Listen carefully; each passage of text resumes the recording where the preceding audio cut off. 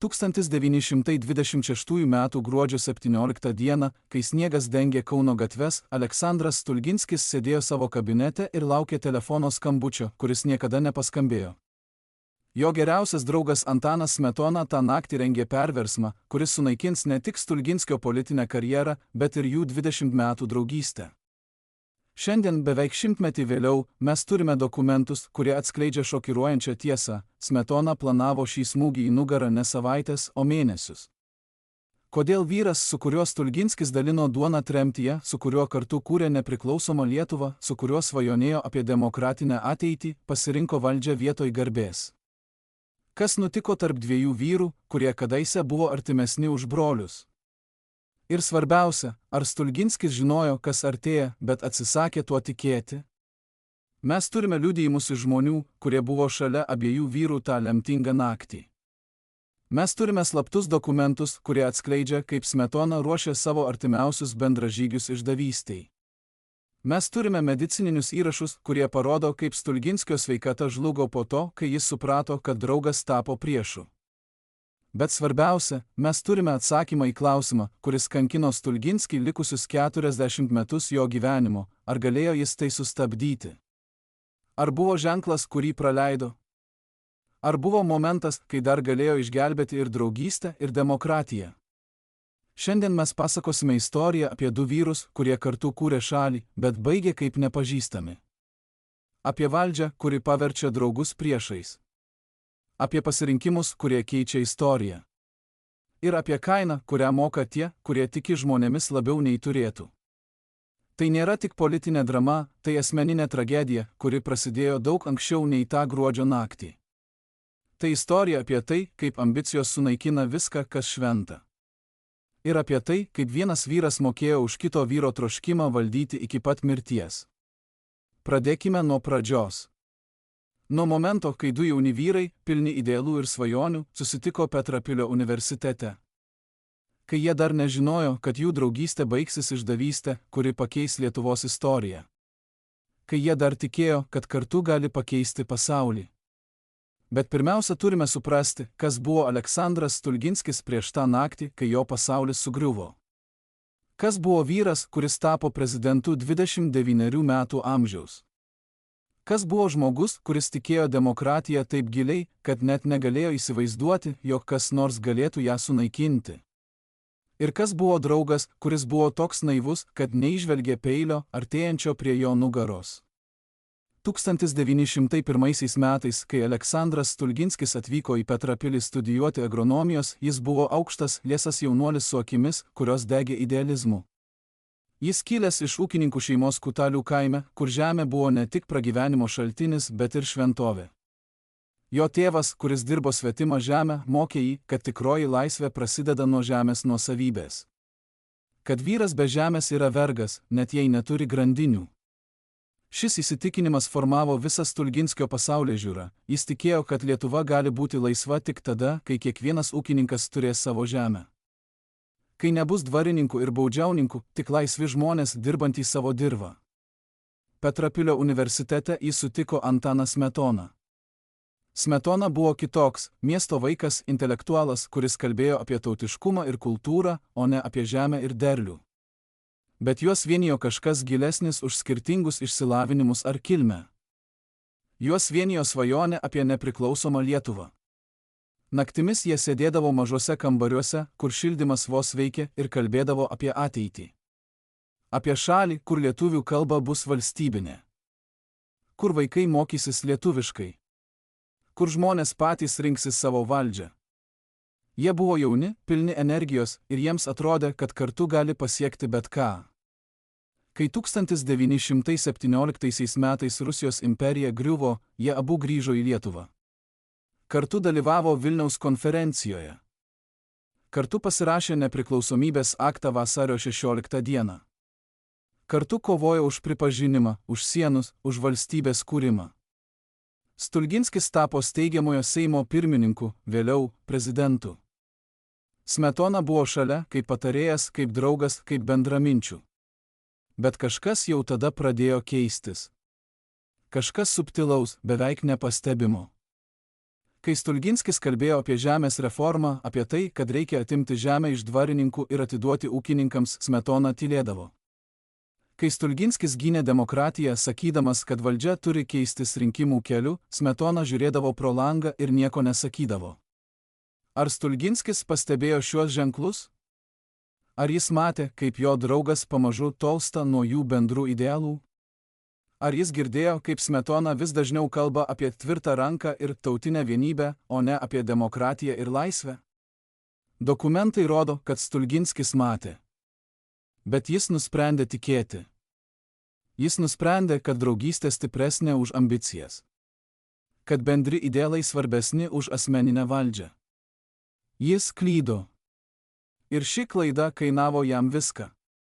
1926 m. pavasarį Lietuvoje viešpatavo chaosas. Vyriausybės keitėsi kas kelias savaites. Seimas negalėjo susitarti dėl nieko. Ekonomika griuvo. Žmonės badavo. Ir būtent šiame chaose Smetona pamatė savo galimybę. Jis pradėjo susitikti su karininkais, kurie buvo nepatenkinti demokratija. Su žmonėmis, kurie tikėjo, kad Lietuvai reikia ne parlamento, o diktatoriaus. Su tais, kurie buvo pasirengę panaudoti jėgą, kad pakeistų valdžią. Ir jis niekada nepasakė apie tai Stulginskiui. Mes žinome tai iš pulkininko Povilo Plechavičiaus dienoraščio, kuris buvo atrastas tik prieš 20 metų. Plechavičius rašė: Smetona paprašė manęs niekam nesakyti apie mūsų planus. Net Stulginskiui. Ypač Stulginskiui. Jis pasakė, kad Aleksandras per daug tiki demokratiją, kad jis nesupras, jog kartais reikia veikti prieš įstatymus, kad išgelbėtum šalį. Aš klausiau, ar tai ne išdavystė. Smetona atsakė, kad tai patriotizmas. Šie žodžiai atskleidžia baisią tiesą. Smetona žinojo, kad išduoda draugą. Bet jis įtikino save, kad tai daro dėl aukštesnio tikslo. Rugsėjo mėnesį Stulginskis pastebėjo, kad Smetona elgėsi keistai. Jis atšaukdavo susitikimus. Jis vengdavo žiūrėti į akis. Jis kalbėdavo apie būtinybę veikti, bet niekada nepaaiškindavo, ką tai reiškia. Stulginskio žmona Ona vėliau pasakojo, kad jos vyras grįždavo namo susirūpinęs. Kad jis sakydavo, kažkas vyksta su Antanu. Jis pasikeitė. Bet kai ji klausdavo, ar jis bijo, Stulginskis papurtydavo galvą. Antanas mano draugas. Mes kartu praėjome per pragarą. Jis niekada manęs neišduotų. Kaip jis klydo. Lapkričio mėnesį įvyko incidentas, kuris turėjo būti paskutiniu įspėjimu. Stulginskis sužinojo, kad grupė karininkų susirenka slaptai ir aptarinėja veiksmų planą. Jis pakvietė Smetoną ir paklausė tiesiai: Antanai, ar tu ką nors žinai apie tai? Smetona pažiūrėjo jam į akis ir atsakė: Aleksandrai, aš visada buvau tavo draugas. Aš niekada nedarysiu nieko, kas tau pakenktų. Tai buvo melas. Bet Stulginskis jo patikėjo. Nes jis norėjo tikėti. Nes pripažinti, kad draugas gali išduoti, reikštų pripažinti, kad pasaulis nėra toks, kokį jis įsivaizdavo. Kad žmonės nėra tokie, kokiais jis tikėjo. Ir jis dar nebuvo pasirengęs tai pripažinti. Gruodžio 17 dieną, kai sniegas krito ant Kauno, Stulginskis sėdėjo savo kabinete ir skaitė pranešimus apie nerimą kariuomenėje. Jis turėjo susitikimą su Smetona kitą rytą. Jis planavo paklausti dar kartą. Jis planavo pareikalauti tiesos. Bet kitas rytas niekada neatėjo. Nes tą naktį, kai Stulginskis miegojo, pasitikėdamas, kad jo draugas jo neišduos, Smetona vadovavo perversmui. Kai Stulginskis pabudo, jis jau nebuvo prezidentas. Jis buvo tik vyras, kurį išdavė geriausias draugas. Ar jis galėjo tai sustabdyti? Ar buvo momentas, kai dar galėjo pakeisti istoriją? Ir svarbiausia, ar Smetona kada nors gailėjosi to, ką padarė? Kai Aleksandras Stulginskis sužinojo apie perversmą, jo pirmoji reakcija nebuvo pyktis. Tai buvo netikėjimas. Žmonės, kurie buvo šalia jo tą rytą, pasakoja, kad jis tiesiog sėdėjo tylėdamas, žiūrėdamas į sieną. Lyg bandydamas suprasti, kaip tai įmanoma. Kaip vyras, su kuriuo jis dalino duoną tremtyje, su kuriuo kartu kūrė valstybę, su kuriuo svajonėjo apie laisvą Lietuvą, galėjo padaryti tai. Kai pagaliau prabil, jis pasakė tik vieną sakinį: aš tikėjausi visko, bet ne to. Šie žodžiai atskleidžia ne tik jo skausmą, bet ir jo naivumą. Jis tikėjosi politinių kovų. Jis tikėjosi nesutarimų. Bet jis niekada nesitikėjo išdavystės. Smetona atsiuntė jam laišką tą pačią dieną. Laiškas buvo trumpas ir šaltas: Aleksandrai, tai buvo būtina dėl Lietuvos ateities. Tu suprasi vėliau. Stulginskis sudegino tą laišką. Bet žodžiai liko jo atmintyje iki mirties. Tu suprasi vėliau. Lyg išdavystė galėtų būti pateisinama laiku. Lyg draugystės sunaikinimas galėtų tapti priimtinas, jei tik palauksi pakankamai ilgai. Stulginskis niekada nesuprato. Ir jis niekada nedovanojo. Sekančias savaitės Stulginskis bandė organizuoti pasipriešinimą. Jis kalbėjo su parlamentarais, su karininkais, su visais, kurie dar tikėjo demokratiją. Bet Smetona jau buvo pasiruošęs. Jis turėjo kariuomenę. Jis turėjo policiją. Ir jis turėjo kažką dar svarbesnio, jis turėjo naratyvą. Jis pasakojo žmonėms, kad demokratija žlugdė Lietuvą. Kad parlamentas buvo silpnas ir neefektyvus. Kad šaliai reikėjo tvirtosios rankos. Ir daugelis žmonių, pavargusių nuo chaoso, jam patikėjo. Stulginskis matė, kaip jo svajonė apie demokratinę Lietuvą griūva. Bet dar skaudžiau buvo matyti, kaip žmonės, kuriuos jis laikė draugais, vienas po kito pereidavo į Smetonos pusę. Kai kurie iš baimės. Kai kurie iš oportunizmo. Bet rezultatas buvo tas pats, jis liko vienas. Vyras, kuris kadaise buvo prezidentas, kuris vadovavo šaliai per sunkiausius metus, dabar buvo tik praeities reliktas. Žmogus, kuris priminė apie idealus, kuriuos visi norėjo pamiršti. Vasario mėnesį Smetona pasiūlė Stulginskiui susitikti. Stulginskis atėjo, nors žinojo, kad tai bus skausminga. Jie susitiko tame pačiame kambaryje, kur kadaise planavo Lietuvos ateitį.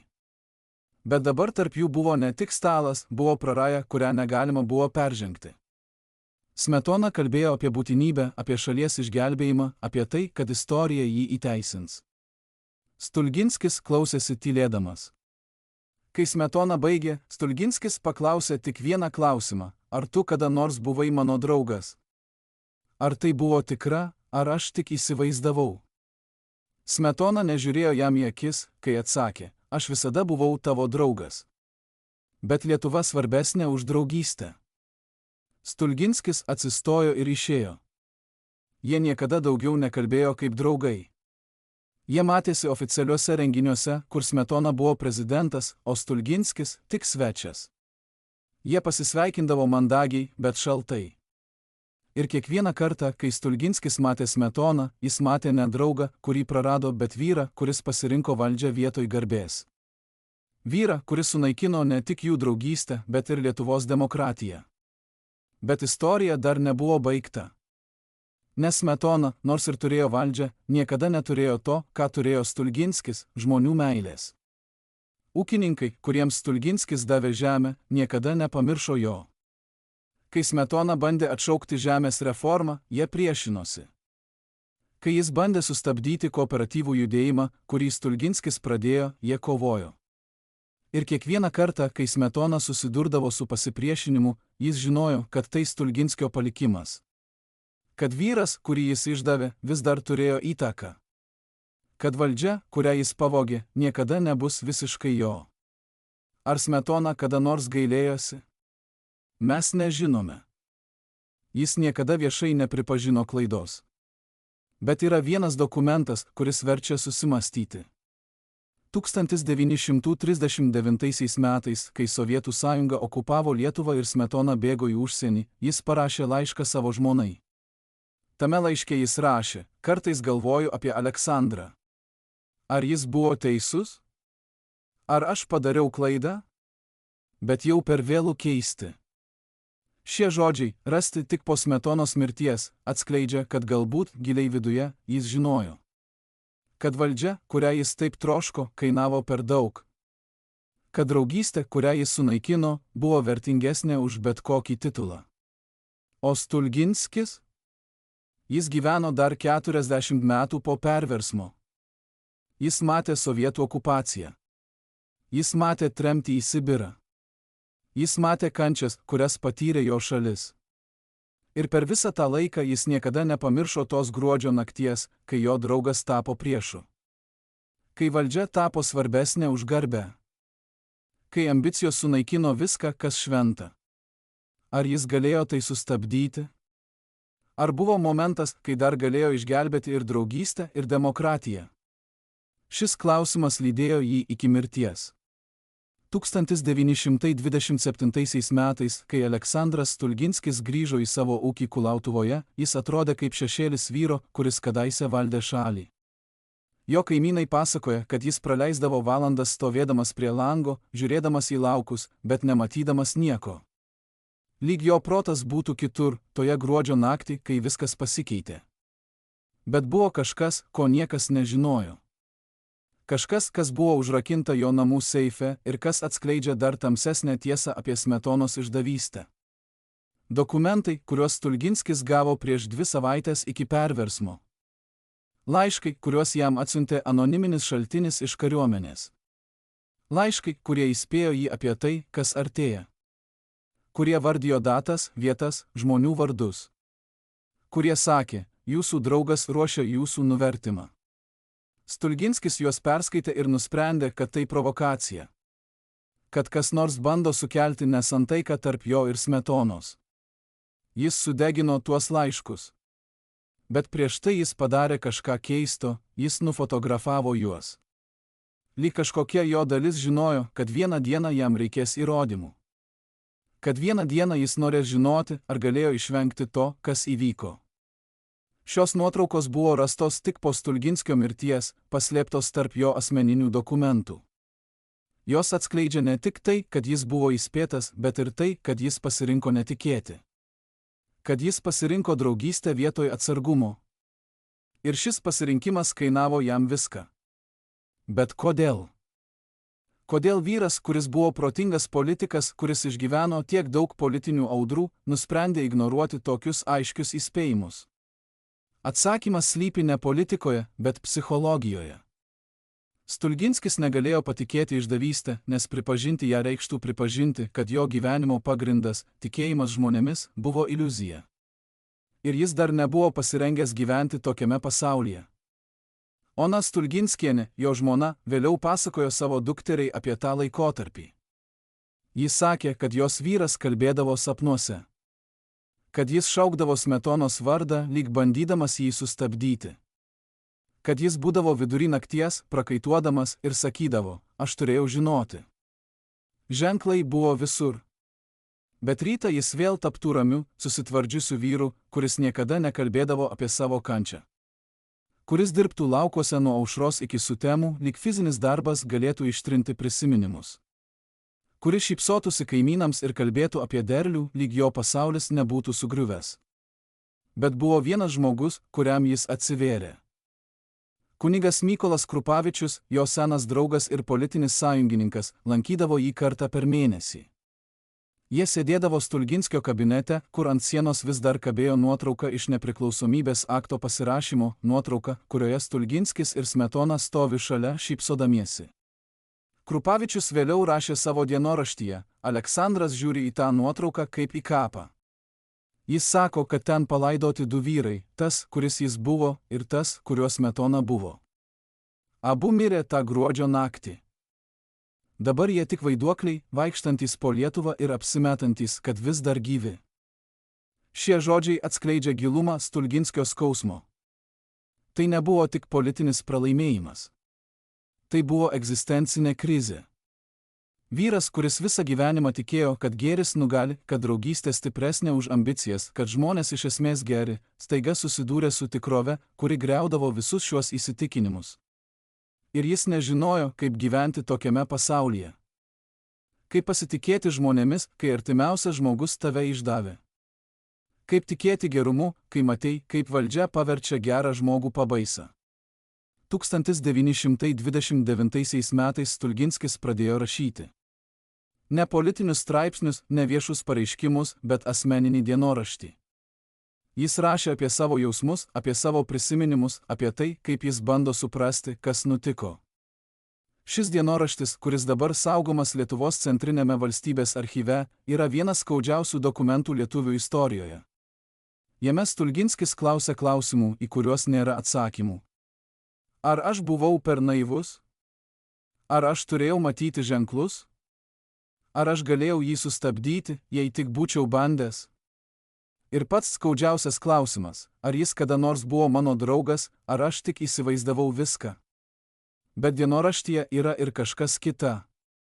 Yra įrašas iš 1930 metų vasario, kuris atskleidžia šokiruojančią tiesą. Stulginskis rašo, šiandien sutikau Antano sūnų gatvėje. Jis pasisveikino su manimi mandagiai, bet šaltai. Aš mačiau jo akise tą patį žvilgsnį, kurį mačiau jo tėvo akise prieš perversmą. Ambicijų žvilgsnį. Valdžios troškimo žvilgsnį. Ir aš supratau, tai ne tik Antano kaltė. Tai kažkas giliau. Tai liga, kuri užkrečia tuos, kurie priartėja prie valdžios. Ir aš dėkoju Dievui, kad aš ją praradau, kol ji neužkrėtė manęs. Šie žodžiai verčia mus permastyti visą istoriją. Galbūt Stulginskis nebuvo tik auka. Galbūt jis buvo vyras, kuris pasirinko išlikti žmogumi, net jei tai reiškia pralaimėti valdžią. Kuris matė, kas nutinka tiems, kurie leidžia ambicijoms valdyti save ir nusprendė, kad jis nenori tapti tokiu. Kad jis verčiau bus išduotas draugas nei išdavikas. Ar tai buvo silpnumas, ar stiprybė? Ar naivumas, ar principingumas? Istorija negali atsakyti į šiuos klausimus. Bet mes galime paklausti savęs, ką mes pasirinktume. Ar mes kovojame už valdžią bet kokią kainą? Ar mes išliekame ištikimi savo principams, net jei tai reiškia pralaimėti viską? 1933 metais įvyko incidentas, kuris atskleidžia, kaip giliai Smetonos išdavystė sužeidė Stulginskį. Nacionalinėje parodoje Kaune, kur buvo švenčiama Lietuvos pažanga, Stulginskis ir Smetona atsidūrė tame pačiame kambaryje. Tai buvo pirmą kartą per 7 metus, kai jie buvo taip arti vienas kito be liudytojų. Žmonės, kurie stebėjo iš šalies, pasakoja, kad Smetona priėjo prie Stulginskio ir ištiesė ranką. Stulginskis žiūrėjo į tą ranką ilgai, tylėdamas. Tada jis pasakė, pakankamai garsiai, kad aplinkiniai išgirstų, aš paspaudžiau šią ranką, kai pasirašėme nepriklausomybės aktą. Aš paspaudžiau ją, kai prisiekėme tarnauti Lietuvai. Aš nepaspausiu jos dabar, nes nežinau, kam ji tarnavo tą gruodžio naktį. Ir jis atsisuko ir išėjo. Šis momentas tapo legendinis. Žmonės kalbėjo apie jį mėnesius. Kai kurie sakė, kad Stulginskis buvo per kietas. Kad jis turėjo atleisti. Bet tie, kurie suprato, kas iš tikrųjų įvyko, žinojo, kad tai nebuvo apie atleidimą. Tai buvo apie orumą. Apie atsisakymą apsimesti, kad viskas gerai, kai viskas sugriuvo. Apie drąsą pasakyti tiesą, net kai visi kiti nori jos išvengti. Ir Smetona, stovėdamas ten su ištiestu ranka, kurią niekas nepaspaudė, pirmą kartą suprato tikrąją savo išdavystės kainą. Ne politinę kainą, bet žmogišką. Jis prarado ne tik draugą, bet ir pagarbą vyro, kurį kadaise gerbė labiau už bet ką. Bet istorija dar nebuvo baigta. Nes tą patį vakarą, kai Stulginskis grįžo namo, jis rado laišką po savo durimis. Laiškas buvo be parašo, bet rašysena buvo pažįstama. Tai buvo Smetonos rašysena. Laiške buvo tik vienas sakinys, aš padariau tai, ką turėjau padaryti. Bet aš niekada nenorėjau tau skaudinti. Stulginskis perskaitė tą laišką vieną kartą, tada sudegino jį. Bet žodžiai liko. Ir jie kėlė klausimą, kuris kankino jį likusį gyvenimą, ar gali išdavystė būti pateisinama gerais ketinimais? Ar gali žmogus sunaikinti draugystę ir vis tiek teigti, kad nesiekė skaudinti? Ar Smetona tikrai tikėjo, kad daro teisingai, ar jis tik bandė pateisinti save? Mes niekada nesužinosime atsakymo. Bet mes žinome tai, Stulginskis niekada neatleido. Ne dėl to, kad negalėjo, bet dėl to, kad atleidimas reikštų pripažinti, jog išdavystė buvo priimtina. Kad draugystė gali būti paaukota dėl valdžios. Kad principai gali būti pakeisti dėl politinės naudos. Ir jis atsisakė tai pripažinti. Jis atsisakė gyventi pasaulyje, kur tokios vertybės yra priimtinos. Net jei tai reiškia gyventi su skausmu, kuris niekada neišnyks.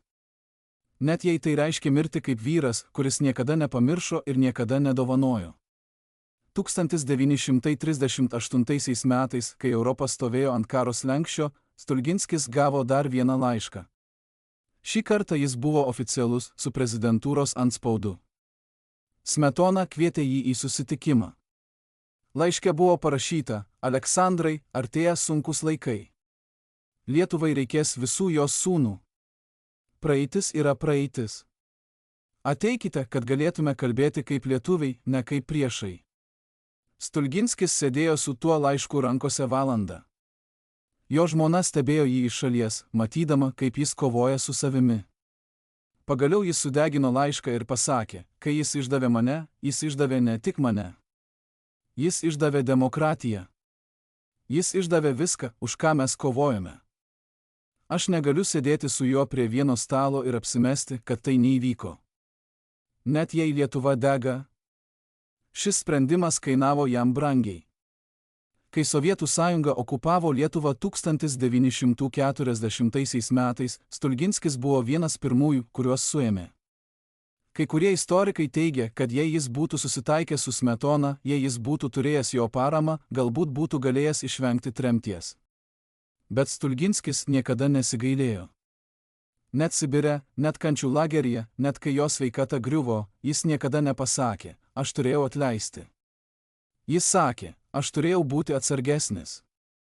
Bet aš niekada neturėjau atleisti išdavystės. Yra vienas dokumentas iš Sibiro lagerio, kuris atskleidžia Stulginskio būseną tuo metu. Laiškas, kurį jis parašė savo dukteriai, bet kuris niekada jos nepasiekė. Jis buvo perimtas NKVD ir dabar saugomas Rusijos archyvuose. Tame laiške Stulginskis rašo: mano brangioji, aš žinau, kad tu nori, kad aš atleidžiau. Kad aš paleičiau praeitį ir gyvenčiau ramiai. Bet kaip aš galiu atleisti vyrą, kuris sunaikino ne tik mano gyvenimą, bet ir mūsų šalies ateitį? Kaip aš galiu pamiršti, kad jo ambicijos atvėrė duris diktatūrai, kuri dabar kankina mus visus? Ne, mano vaike. Kai kurie dalykai per dideli, kad būtų atleisti. Kai kurios žaizdos per gilios, kad būtų užgydytos. Ir aš verčiau mirsiu su šia žaizda, nei gyvenčiau su melu, kad viskas gerai. Šie žodžiai yra skaudūs, bet jie yra ir galingi. Jie atskleidžia vyrą, kuris atsisakė kompromiso su savo principais, net kai tas kompromisas būtų palengvinęs jo kančią. Kuris pasirinko orumą vietoj patogumo. Kuris suprato, kad kai kurios vertybės yra svarbesnės už asmeninę laimę. Bet jie taip pat kelia klausimą: ar jis buvo teisus? Ar jo atsisakymas atleisti buvo principingumas ar užsispyrimas? Ar jo skausmas buvo pateisinama kaina už moralinę vientisumą ar bereikalingą kančią? 1945 metais, kai karas baigėsi ir Stulginskis vis dar buvo Sibire, jis sužinojo, kad Smetona mirė. Mirė svetimoje šalyje, bėgdamas nuo sovietų, niekada nebegrįžęs į Lietuvą, kurią taip troško valdyti. Žmonės, kurie buvo šalia Stulginskio, kai jis išgirdo šią žinią, pasakoja, kad jis nesušuko, neverkė, net nepasakė nieko. Jis tiesiog užsimerkė ir ilgai tylėjo. Kai pagaliau prabil, jis pasakė: jis mirė kaip pabėgėlis. Aš gyvenu kaip kalinys. Mes abu mokame už tą gruodžio naktį. Bet bent aš žinau, už ką moku. Ar jis žinojo? Šis klausimas liko be atsakymo. Bet jis atskleidžia, kad net po visų metų, net po visų kančių, Stulginskis vis dar galvojo apie Smetoną. Vis dar bandė suprasti, kas nutiko tarp jų. Vis dar ieškojo atsakymo į klausimą, kuris kankino jį visą gyvenimą: ar Smetona kada nors gailėjosi? 1949 metais, kai Aleksandras Stulginskis grįžo iš Sibiro, jis buvo 61 metų, bet atrodė kaip 80-metis. Žmonės, kurie jį pažinojo prieš tremtį, vos atpažino išsekusi, sulinkusi vyrą, kuris išlipo iš traukinio Vilniuje. Bet buvo kažkas dar baisiau nei fizinis nualinimas. Jo akys. Kadaise jos degė idealizmu, tikėjimu, viltimi. Dabar jos buvo tuščios, lyg viskas, kas darė jį žmogumi, būtų ištrinta per tuos 9 metus pragare. Tačiau sovietų archyvuose, kurie buvo atidaryti tik po nepriklausomybės atkūrimo, slypi dokumentai, atskleidžiantys šokiruojančią tiesą: Stulginskis galėjo būti paleistas daug anksčiau. 1943 metais NKVD pareigūnas pasiūlė jam sandorį. Jei jis viešai pasmerks Smetoną, jei jis parašys straipsnį, kuriame kaltins buvusį prezidentą už Lietuvos žlugimą, jis bus paleistas ir gaus gerą darbą Vilniuje. Stulginskis atsakė vienu sakiniu: aš verčiau mirsiu čia, nei melsuosi apie žmogų, kurį nekenčiu. Šis atsakymas pratęsė jo tremtį 6 metams. Bet jis išgelbėjo kažką, ko sovietai negalėjo paimti — jo sąžinę. Kodėl vyras, kuris taip giliai nekentė Smetonos, atsisakė jį smerkti, kai tai būtų išgelbėjęs jo gyvybę? Atsakymas slypi ne logikoje, bet moralėje. Stulginskis suprato, kad sovietai nenorėjo tiesos, jie norėjo propagandos. Jie norėjo, kad jis patvirtintų jų melą, jog Smetonos režimas buvo fašistinis, kad Lietuva buvo prislėgta, kad okupacija buvo išlaisvinimas. Ir Stulginskis, nors ir neatleidęs Smetonai, nors ir nešęs išdavystės žaizdą, atsisakė būti įrankiu dar didesniai išdavystiai. Jis atsisakė išduoti Lietuvos istoriją, net jei tai reiškia išduoti save. Tai buvo paradoksas, kuris apibrėžė jo gyvenimą. Jis negalėjo atleisti asmeninės išdavystės, bet jis negalėjo dalyvauti nacionalinėje išdavystėje. Net jei tai kainavo jam viską. Kai jis grįžo į Lietuvą, sovietų valdžia stebėjo kiekvieną jo žingsnį. Jie tikėjosi, kad jis bus sudaužytas, paklusnus, tylus. Bet Stulginskis padarė kažką netikėto. Jis pradėjo rašyti. Ne politinius manifestus, ne viešus pareiškimus, bet atsiminimus.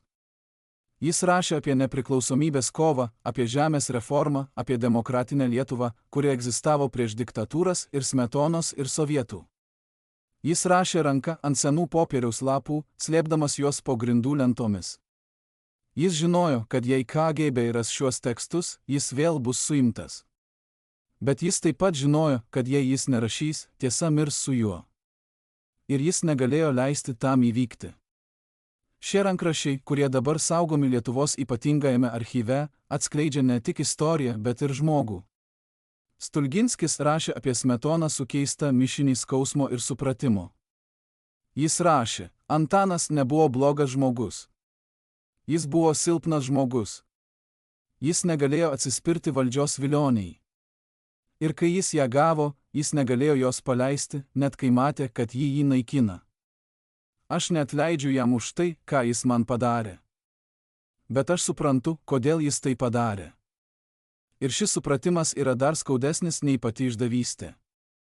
Nes tai reiškia, kad jis nebuvo pabais. Jis buvo tiesiog žmogus, kuris pasirinko blogai. Ir mes visi galime būti tokie žmonės, jei nebūdime. Šie žodžiai atskleidžia brandą, kuri atėjo per kančią. Stulginskis nebeatleido, bet jis suprato. Jis nebepateisino, bet jis pripažino žmogiškumą net savo išdavike. Ir šis pripažinimas buvo ne silpnumas, bet stiprybė. Nes reikia daug daugiau drąsos suprasti savo priešą, nei jį neapkęsti. Reikia daug daugiau išminties matyti žmogų už išdavikų, nei tik pabaisą. Ir Stulginskis per visas savo kančias išmoko šios išminties. Bet ar tai palengvino jo skausmą? Ne. Ar tai išgydė jo žaizdą? Ne. Tai tik padarė ją sudėtingesnę, gilesnę, skaudesnę. 1953 metais, kai Stalinui mirus sovietų režimas šiek tiek sušvelnėjo, Stulginskis gavo leidimą dirbti. Ne politikoje, ne viešame gyvenime, bet kaip konsultantas žemės ūkio kooperatyvuose. Tai buvo ironija, kuri nebūtų pralenkusi net geriausio dramaturgo. Vyras, kuris sukūrė žemės reformą, kuri davė žemę tūkstančiams ūkininkų, dabar mokė sovietinius kolūkius, kaip efektyviau dirbti tą pačią žemę, kurią sovietai atėmė iš tų pačių ūkininkų. Bet Stulginskis priėmė šį darbą. Ne dėl to, kad jam patiko sovietų sistema. Ne dėl to, kad jis tikėjo kolektyvizaciją. Bet dėl to, kad jis vis dar tikėjo žemę. Jis vis dar tikėjo, kad žemė yra šventovė, kad ji išgyvens visas diktatūras, visus režimus, visas ideologijas.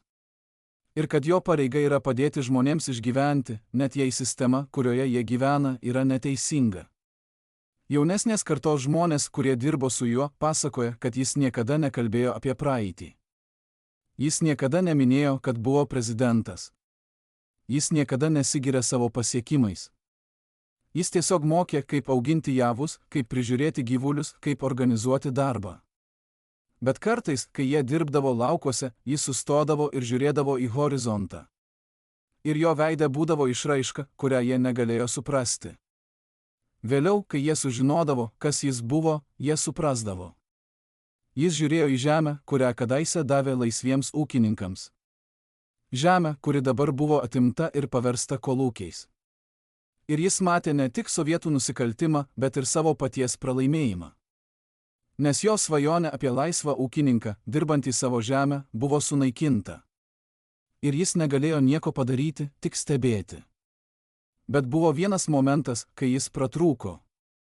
1957 metais, per vieną susitikimą su jaunais agronomais, vienas iš jų paklausė, ar tiesa, kad jūs buvote prezidentas? Stulginskis tylėjo ilgai. Tada jis atsakė, aš buvau vyras, kuris tikėjo, kad galima sukurti teisingą visuomenę.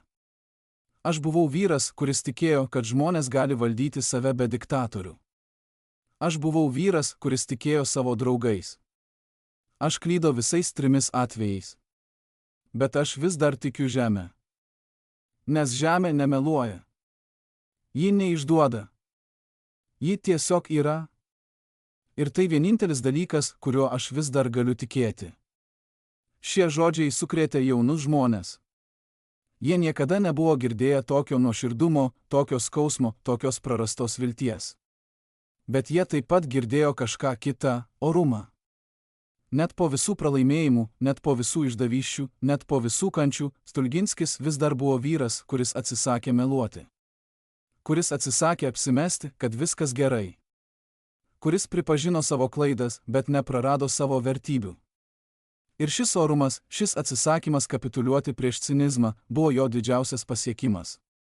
Ne prezidentūra, ne žemės reforma, ne politinė karjera. Bet gebėjimas išlikti žmogumi, kai viskas bandė jį paversti pabais arba auka. 1960 metais Stulginskio sveikata pradėjo sparčiai blogėti. Metai Sibire, metai sunkaus darbo, metai nuolatinio streso paliko savo pėdsakus. Jo širdis silpo. Jo plaučiai buvo pažeisti. Jo kūnas, kuris kadaise buvo stiprus ir sveikas, dabar buvo tik šešėlis. Bet jo protas buvo aštrus. Ir jo atmintis buvo nepaliaujama. Jis vis dar prisiminė kiekvieną detalę tos gruodžio nakties. Kiekvieną žodį, kurį Smetona jam pasakė. Kiekvieną ženklą, kurį jis praleido. Kiekvieną momentą, kai jis galėjo sustabdyti tai, kas įvyko, bet nepadarė. Jo gydytojas, kuris jį gydė paskutiniais metais, vėliau pasakojo, kad Stulginskis kalbėdavo sapnuose. Kad jis šaukdavo, Antanai, sustok. Tu nežinai, ką darai. Kad jis būdavo prakaituodamas ir verkdamas. Kad jis sakydavo, aš turėjau žinoti. Aš turėjau matyti. Gydytojas bandė jam duoti raminamųjų, bet Stulginskis atsisakė. Jis sakė, aš nusipelniu šių košmarų.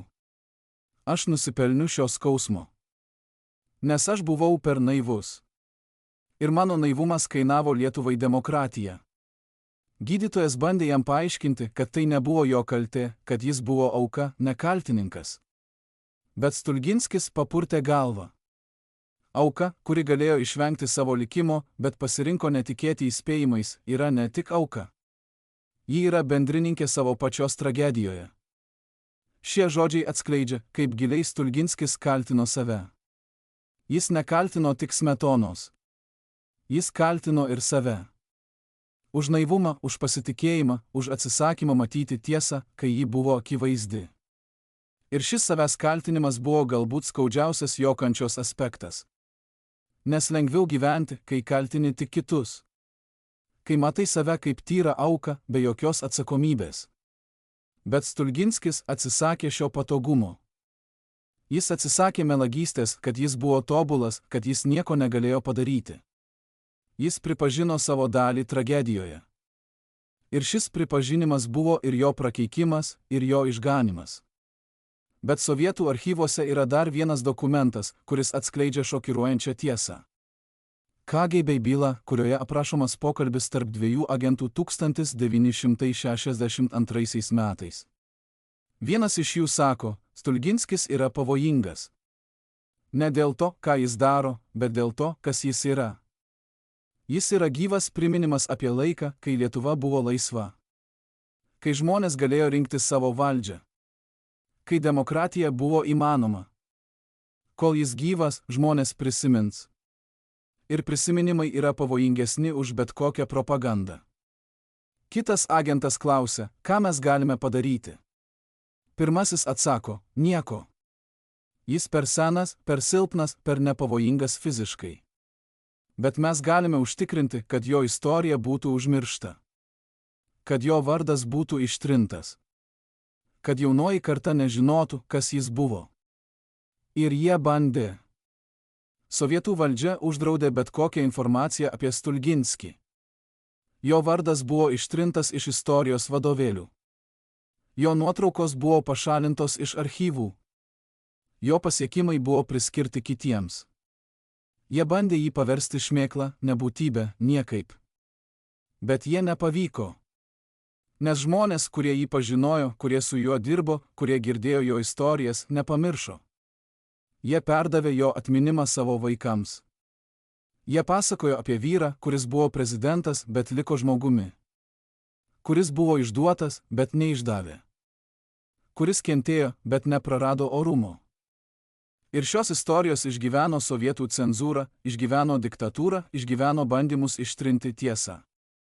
1966 metais, kai Stulginskis jau buvo labai silpnas, jis paprašė savo dukters atnešti jam seną dėžę iš palėpės. Toje dėžėje buvo nuotraukos iš jo jaunystės. Nuotraukos su Smetona iš Petrapilio laikų. Nuotraukos iš nepriklausomybės akto pasirašymo. Nuotraukos iš jo prezidentavimo metų. Jis žiūrėjo į jas ilgai, tylėdamas. Tada jis pasakė savo dukteriai, žiūrėk į šiuos du jaunus vyrus. Jie pilni svajonių, pilni vilties, pilni tikėjimo, kad gali pakeisti pasaulį. Jie nežino, kad vienas iš jų išduos kitą. Kad jų draugystė baigsis tragedija. Kad jų svajonės bus sutraiškytos. Jei aš galėčiau grįžti ir įspėti juos, ką aš pasakyčiau? Ar aš pasakyčiau jaunam Aleksandrui, nepasitikėk Antanu? Ar aš pasakyčiau jaunam Antanui, nepasirink valdžios vietoj draugystės? Bet aš žinau, kad jie manęs neklausytų. Nes jaunystė yra laikas, kai mes tikime, kad esame išskirtiniai. Kad mums tai nenutiks. Kad mes galime išvengti klaidų, kurias padarė kiti. Ir tik kai tampa per vėlų, mes suprantame, kad esame tokie pat žmonės kaip visi kiti.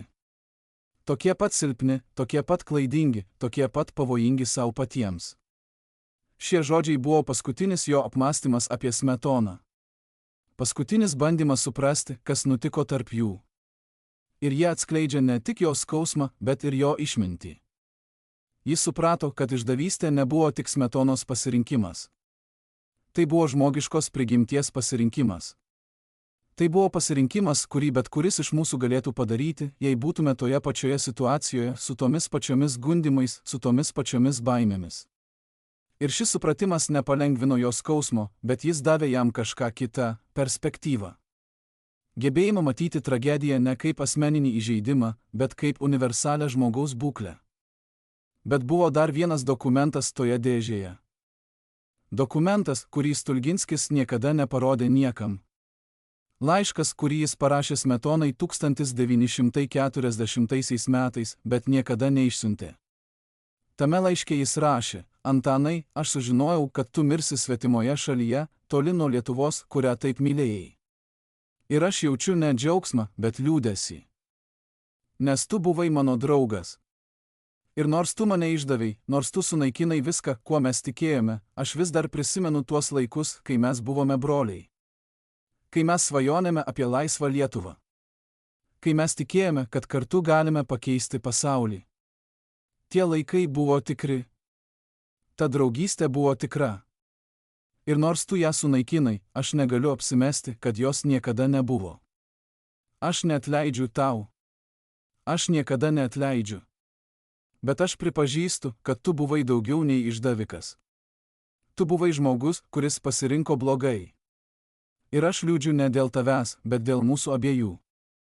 Dėl to, kuo mes galėjome būti, bet netapome. Dėl Lietuvos, kurią mes galėjome sukurti, bet nesukūrėme. Dėl draugystės, kuri galėjo išgyventi, bet neišgyveno. Ilsekis ramybėje, Antanai. Nors tu neturėjai ramybės gyvenime, galbūt turėsi ją mirtyje. Šis laiškas, rastas tik po Stulginskio mirties, atskleidžia galutinę tiesą apie jį. Jis nebuvo šventas. Jis nebuvo tobulas. Jis nebuvo be nuodėmės. Bet jis buvo žmogus, kuris atsisakė leisti išdavystei sunaikinti jo žmogiškumą. Kuris atsisakė tapti tokiu pat šaltu, tokiu pat beširdžiu, tokiu pat ambicingu kaip tas, kuris jį išdavė. Kuris išlaikė gebėjimą jausti užuojautą net savo priešui. Ne dėl to, kad priešas to nusipelnė, bet dėl to, kad jis pats nenorėjo gyventi be užuojautos.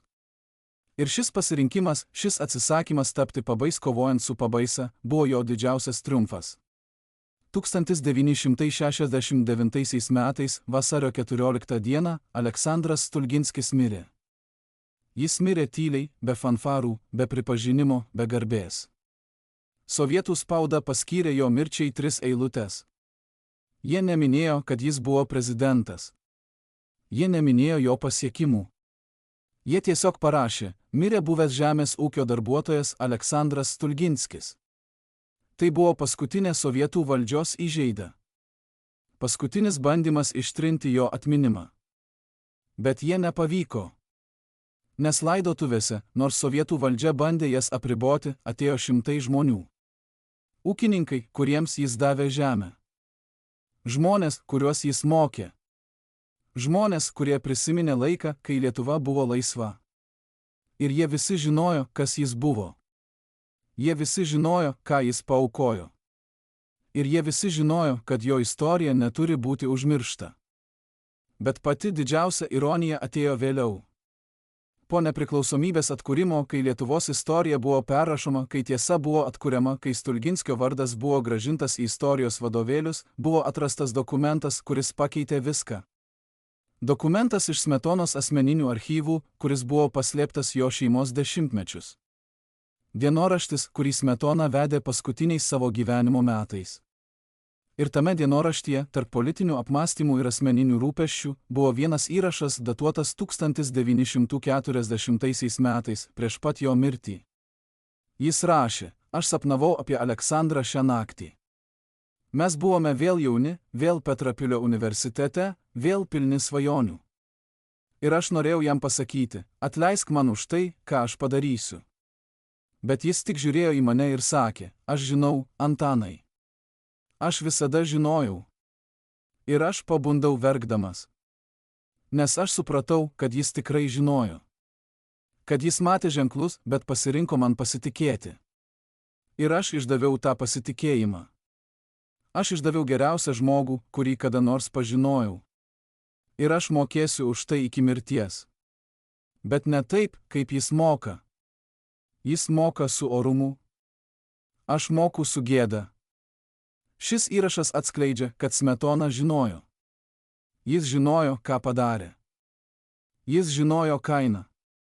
Ir jis gyveno su ta žinia kiekvieną dieną. Bet ar tai pateisina jį? Ne. Ar tai daro jo išdavystę mažiau baisę? Ne. Bet tai daro ją žmogiškesnę. Tai parodo, kad jis nebuvo pabais, bet žmogus, kuris pasirinko blogai ir žinojo, kad pasirinko blogai. Ir galbūt tai dar liūdniau. Nes tai reiškia, kad jis galėjo pasirinkti kitaip. Kad jis žinojo teisingą kelią, bet pasirinko klaidingą. Ir kad jis gyveno su šiuo pasirinkimu iki mirties. O Stulginskis? Jis niekada nesužinojo apie šį dienoraštį. Jis mirė nežinodamas, kad Smetona gailėjosi. Kad jo buvęs draugas nešė kaltę taip pat sunkiai, kaip jis nešė išdavystės žaizdą. Ar tai būtų pakeitę ką nors? Ar tai būtų palengvinę jo skausmą? Mes niekada nesužinosime. Bet mes žinome tai, Stulginskis gyveno ir mirė kaip vyras, kuris atsisakė kompromiso su savo principais. Kuris atsisakė atleisti išdavystę, bet kuris niekada neprarado savo žmogiškumo. Kuris kentėjo, bet nepasidarė karčias. Kuris buvo sužeistas, bet nepasidarė žiaurus.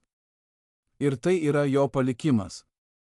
Ne prezidentūra, ne politiniai pasiekimai, bet pavyzdys, kaip išlikti žmogumi, kai viskas bando tave sunaikinti.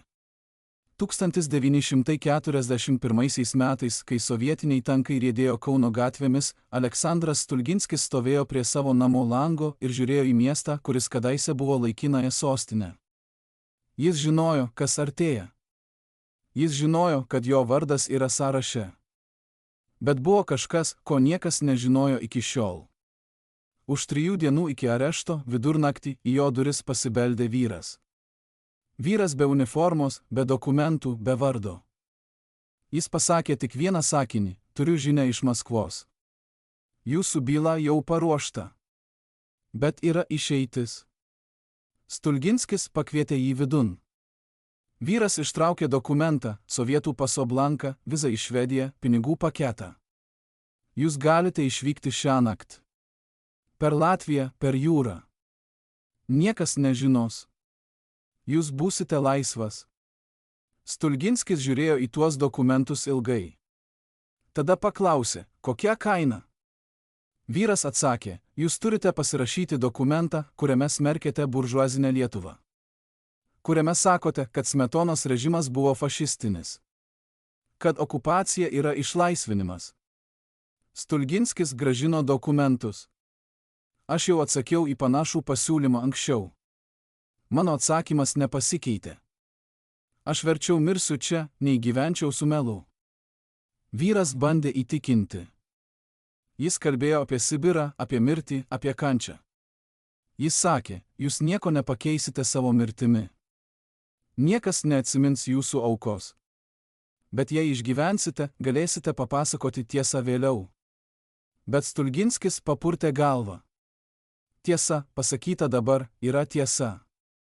Tiesa, pasakyta po melo, yra tik dar vienas melas. Aš negaliu išduoti to, kuo tikiu, net jei tai išgelbėtų mano gyvybę. Nes jei aš tai padarysiu, aš būsiu negeresnis už Antaną. Aš būsiu vyras, kuris pasirinko išgyvenimą vietoj garbės. Ir aš verčiau mirsiu kaip Aleksandras Stulginskis, nei gyvenčiau kaip dar vienas išdavikas. Vyras išėjo tylėdamas. 3 dienos vėliau NKVD pareigūnai suėmė Stulginskį. Bet šis pasirinkimas, šis atsisakymas išsigelbėti išduodant savo principus, apibrėžė jo likimą. Jis pasirinko Sibirą vietoj laisvės. Jis pasirinko kančią vietoj melo. Ir šis pasirinkimas buvo ne silpnumas, bet didžiausia jo stiprybė. Dokumentai, kuriuos tas vyras paliko ant stalo ir kuriuos Stulginskis sudegino kitą rytą, dabar yra rekonstruoti iš NKVD archyvų. Jie atskleidžia, kad tai nebuvo vienintelis bandymas jį palaužti. Sovietų valdžia siūlė jam laisvę 3 kartus. 1 kartą prieš areštą. 2 kartą Sibire po 2 metų kančių. 3 kartą po Stalino mirties, kai režimas šiek tiek sušvelnėjo. Kiekvieną kartą jis atsakė tą patį – ne. Kiekvieną kartą jis pasirinko kančią vietoj kompromiso. Ir kiekvieną kartą sovietų pareigūnai negalėjo suprasti, kodėl. Vienas iš tardytojų rašė savo ataskaitoje: Stulginskis yra fanatiškai atsidavęs savo idealams. Jis nenugalimas, nes jam nerūpi išgyvenimas. Jam rūpi tik tai, kad jis mirs kaip vyras, kuris neišdavė. Šie žodžiai, parašyti kaip kritika, iš tikrųjų yra didžiausias komplimentas. Nes jie atskleidžia, kad net jo priešai pripažino jo orumą.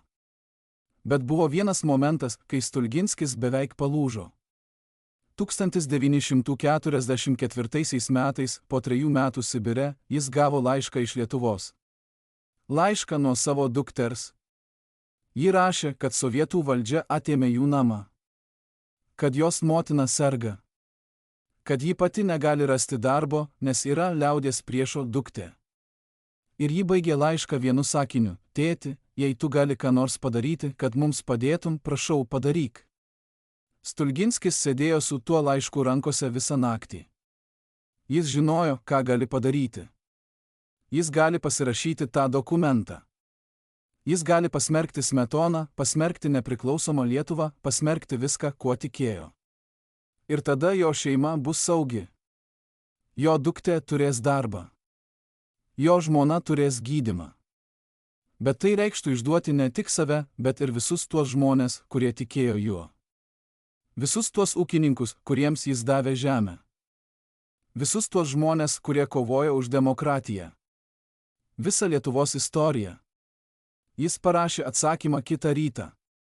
Jis rašė: mano brangioji dukterė, aš myliu tave labiau nei gyvenimą. Bet yra dalykai, kurie yra svarbesni nei mūsų asmeninė laimė. Yra principai, kurie yra svarbesni nei mūsų išgyvenimas. Jei aš išduočiau tai, kuo tikiu, kad išgelbėčiau tave, aš išgelbėčiau tavo kūną, bet sunaikčiau tavo sielą.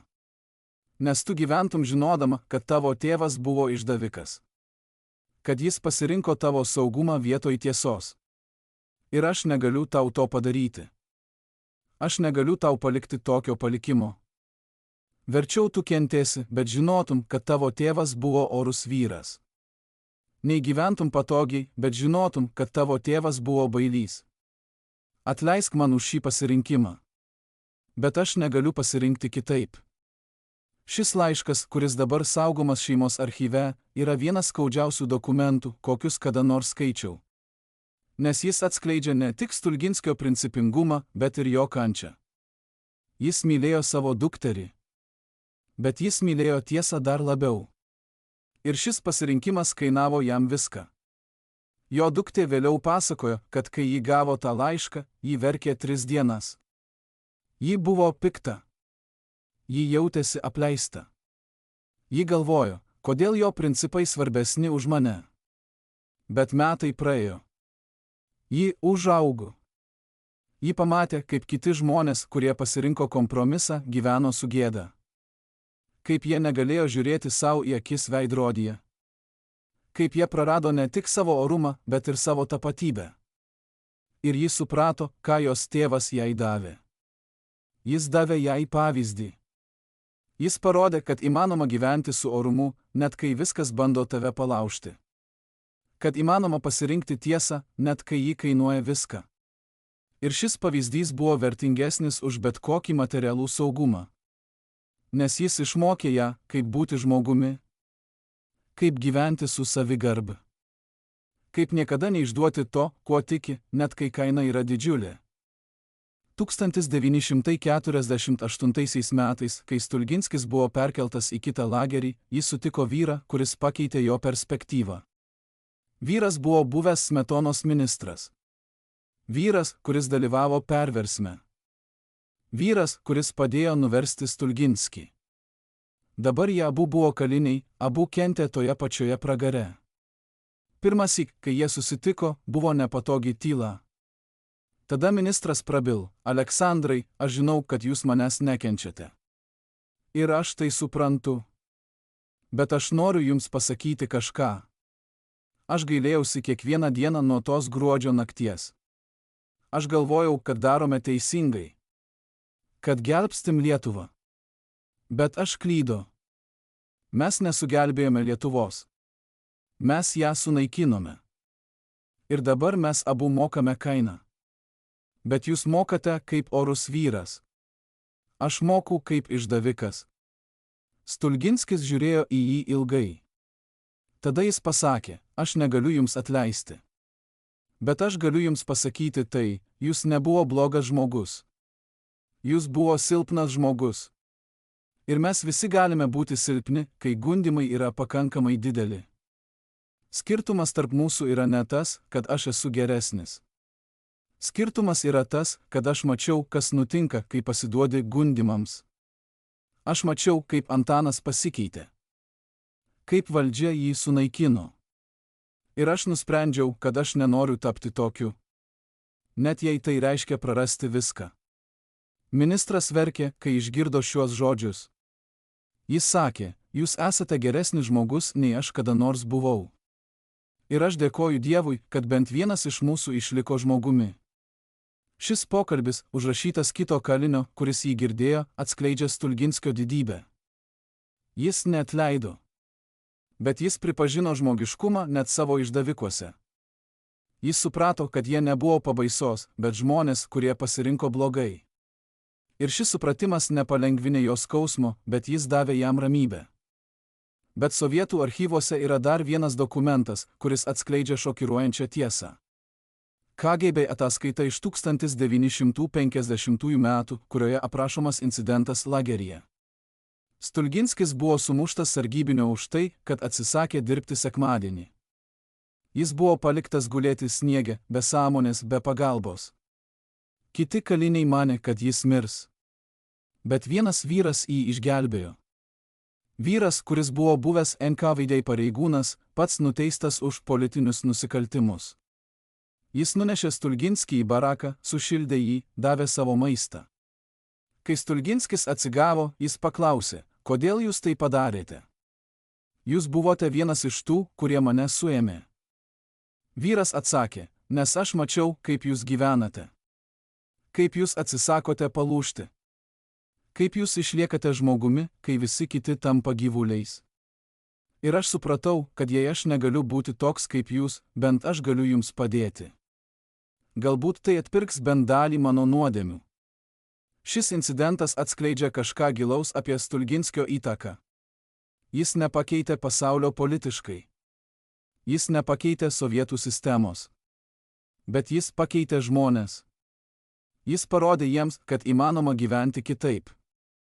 Kad įmanoma išlikti oriam, net pragare. Ir šis pavyzdys buvo galingesnis už bet kokią propagandą. Nes jis kalbėjo ne į protą, bet į sielą. Jis priminė žmonėms, kas jie yra, kas jie galėtų būti, jei tik pasirinktų. Ir daugelis žmonių, kurie matė jį Sibire, vėliau pasakojo, kad jis pakeitė jų gyvenimus. Kad jie išmoko iš jo, kaip gyventi su orumu. Kaip niekada neišduoti savo vertybių. Kaip išlikti žmogumi, net kai viskas bando tave sunaikinti. 1956 metais, kai Stulginskis buvo pagaliau paleistas, jis grįžo į Lietuvą kaip šešėlis. Bet jis grįžo kaip gyvas simbolis. Žmonės, kurie jį matė, kurie su juo kalbėjo, kurie girdėjo jo istoriją, suprato, kad jis yra daugiau nei žmogus. Jis yra priminimas apie laiką, kai Lietuva buvo laisva. Kai demokratija buvo įmanoma. Kai žmonės galėjo rinktis savo likimą.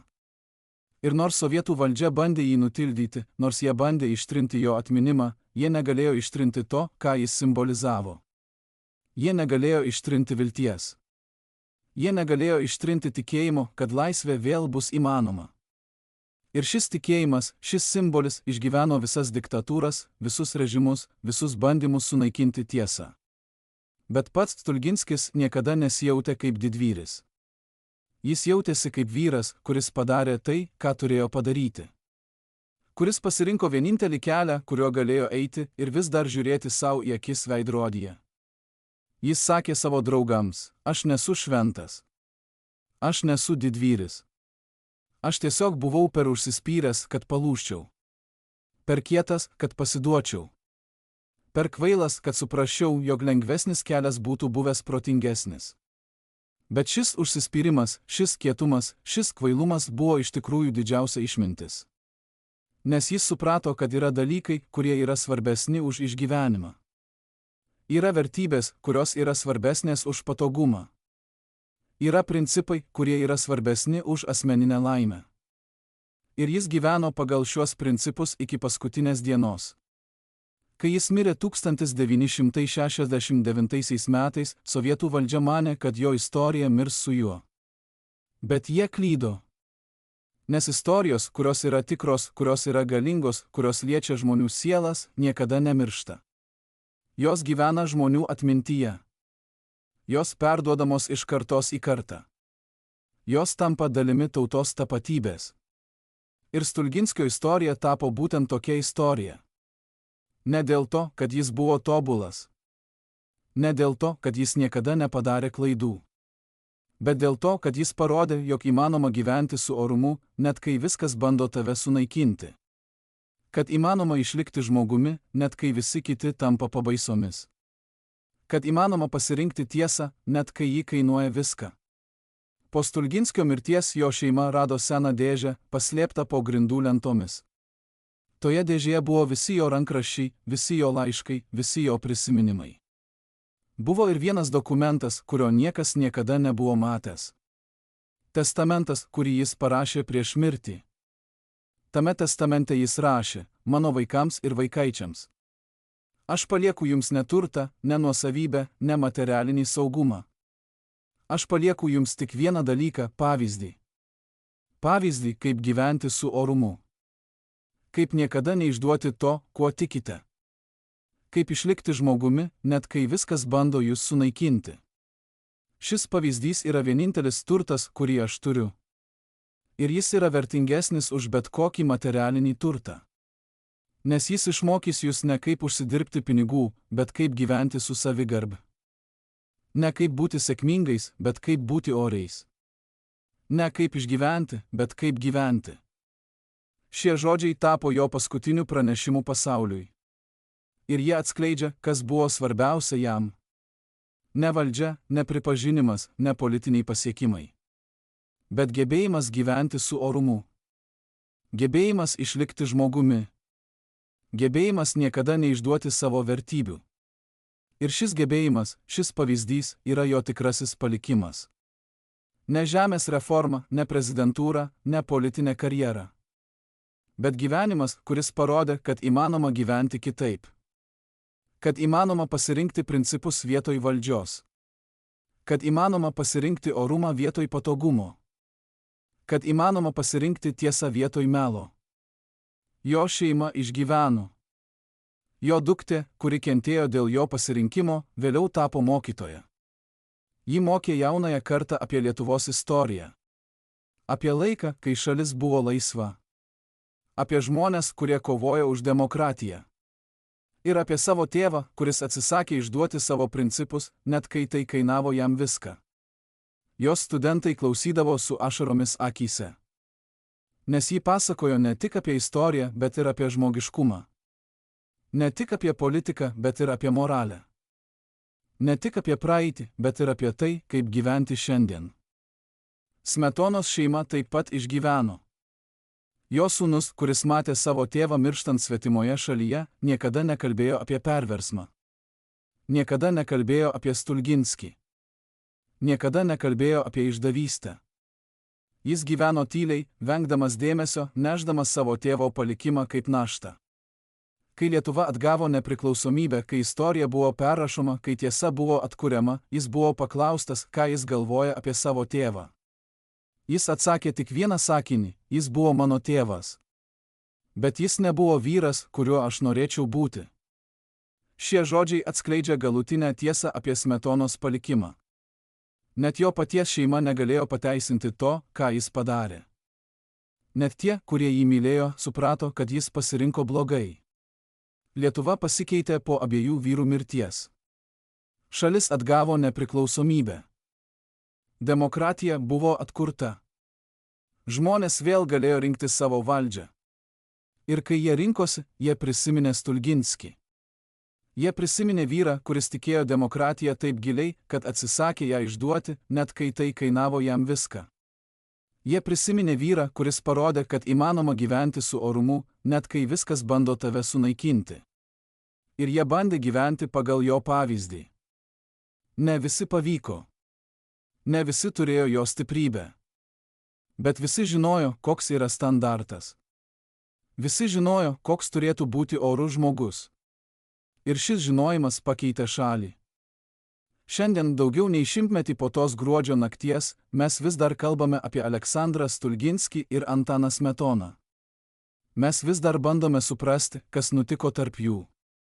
Mes vis dar ieškome atsakymų į klausimus, kurie kankino Stulginskį visą gyvenimą. Ar galėjo jis sustabdyti perversmą? Ar buvo momentas, kai dar galėjo išgelbėti ir draugystę, ir demokratiją? Ar Smetona kada nors gailėjosi? Ir svarbiausia, ką mes išmokome iš jų istorijos.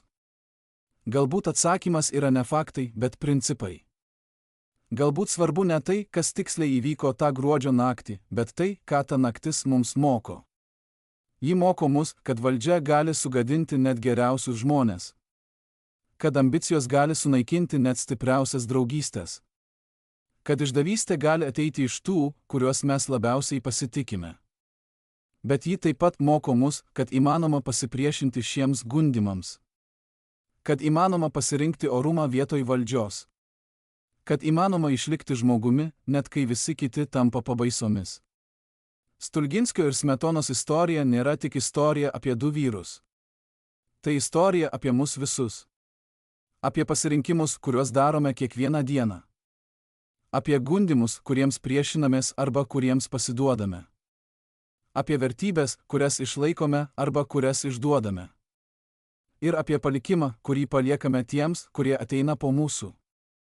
Ar mes būsime kaip Stulginskis, vyrai ir moterys, kurie pasirenka orumą, net kai tai kainuoja viską?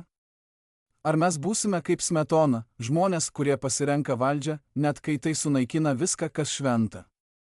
Pasirinkimas yra mūsų. Ir mūsų pasirinkimas apibrėš ne tik mus, bet ir pasaulį, kuriame gyvename. Bet lieka vienas klausimas, į kurį niekas negali atsakyti. Klausimas, kuris kankino Stulginskį iki mirties. Klausimas, kuris turėtų kankinti mus visus. Ar tiesa, už kurią jis kovojo, už kurią jis kentėjo, už kurią jis mokėjo tokią baisią kainą, išgyveno?